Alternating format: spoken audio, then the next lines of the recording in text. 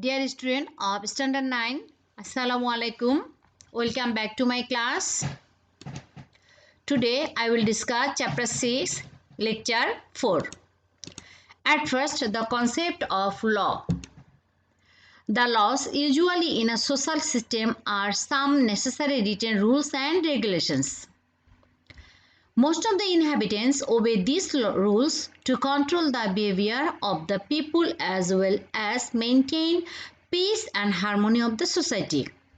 Therefore, law is a combination of various kinds of rules, regulation, custom, practice, rituals and codes. The rules and bindings obeyed by the people in a social life are called social law. But in the state structure, the laws enacted in accordance with the various national policies to control the behavior of the people and to protect various problems of the society, the statutory obligations and instructions unanimously promulgated by the government are considered as the state.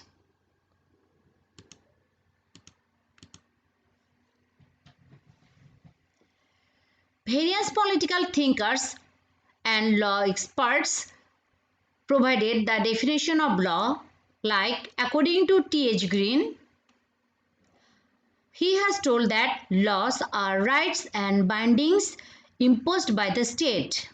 According to Professor Holland, he has told that a law is general rule of external action enforced by sovereign political authority. According to Woodrow Wilson gave a suitable definition of law. According to him, law is that portion of the established habit and thought of mankind which has gained distinct and formal recognition of the shape of uniform rules backed by the authority and power of the government. So we can tell that law is the combination of specific rules recognized by the society and government for betterment of the social welfare of the people.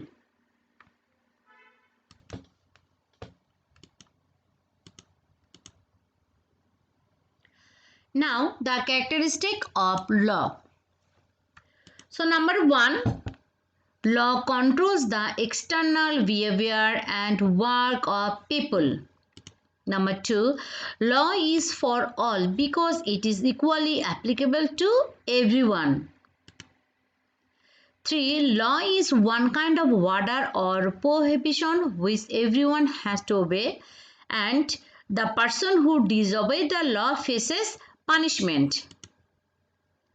4, law is recognized and imposed by the authority of the state. And number 5, everyone obeys the customs and regulations of the society. And you have to memorize these 5 characteristics of law. Now, sources of law. So, there are many sources of law, but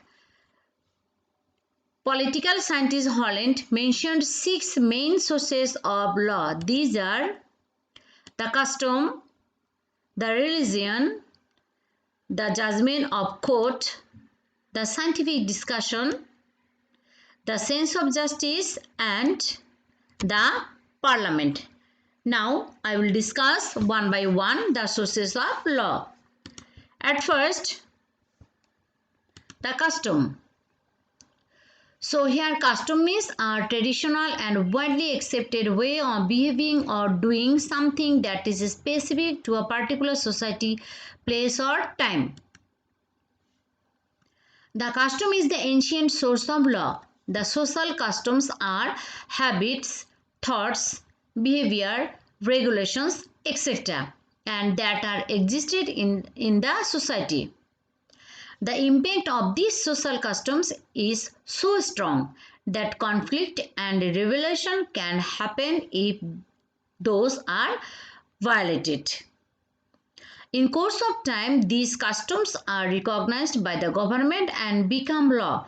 For example, most of the laws in Britain came into being from the customs. Now, the religion. This is the most important sources of law. The impact of religion on human being is immense. Since the ancient period, the people are following divine laws. So, the religion, regulations of religion, the scriptures are the important sources of law.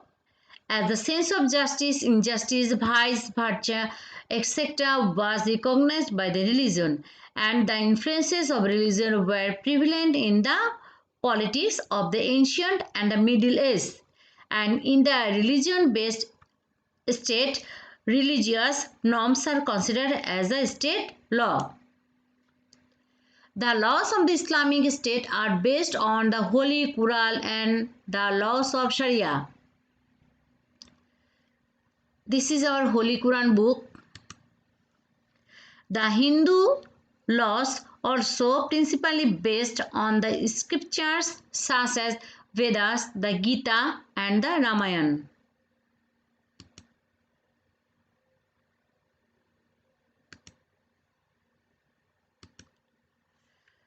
In this modern world, the state laws are enacted based on religious norms too. For the marriage and inheritance laws, the Muslim and Hindu community depends on their respective religious rituals.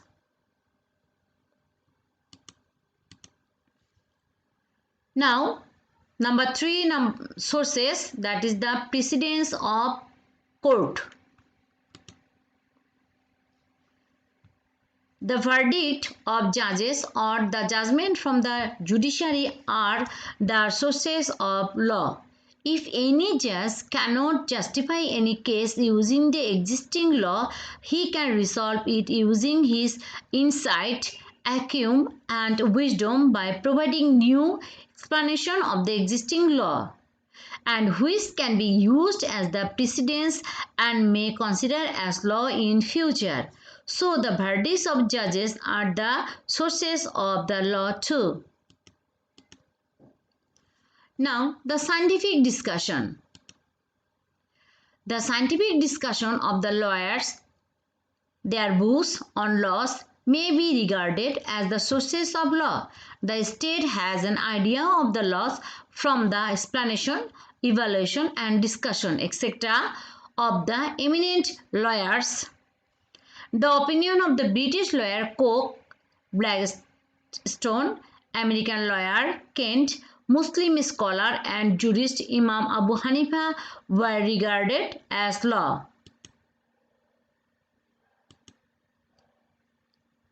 Edward Coke, William Blackstone, Kent.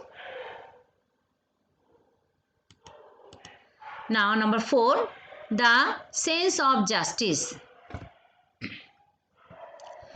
When a justice fails to resolve any case either by using the existing law or for the absence of relating law, he can provide the verdict by using social sense of justice. The law derived from the sense of justice may get a full status of law. Thus, sense of justice and fairness can be a source of law.